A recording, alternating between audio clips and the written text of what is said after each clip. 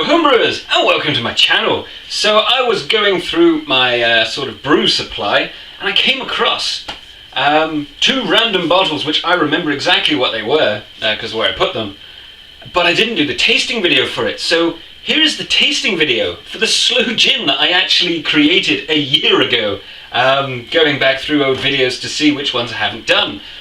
So I pulled this out and I've already had a bit of a glass, and as you can tell I've got a little bit left over. And wow, I am absolutely amazed. So in the last video, I basically got to the point where I'd made my compound gin, I then put the sloes in, and I left it. I left it for a couple of months, but at which point I'd started working a lot, so it just got put off. So yeah, basically I finally got round to doing it now, which is, I think the aging has definitely helped, but at the same time, didn't really need to wait that long. So instantly, you know, I've already got some in the glass. Give it a little swirl. It smells like gin. I've got junipers, but they're sweet. I mean, the juniper berries. I've also got a berry taste, like a red berry that you can smell.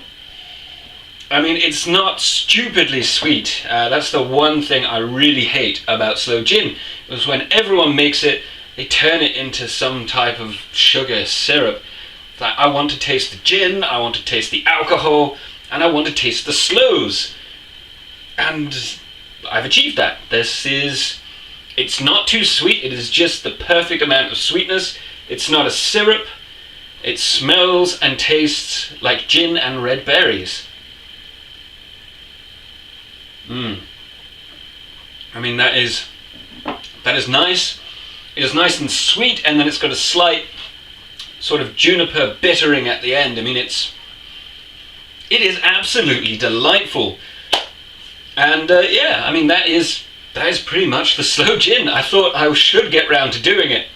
So I ended up with basically 4 litres from our original 5 litres of material. So that was once racking was done, and adding the sloes, they took their toll, I suppose. So I ended up losing 1 litre in total, but still, this is fantastic. Really, really good. That little bit of sugar added with the sloes and the juniper, I mean, it is awesome, considering that it's all homemade. Now, you can put this in the freezer and freeze distill it, but I'm not going to. I like it as it is.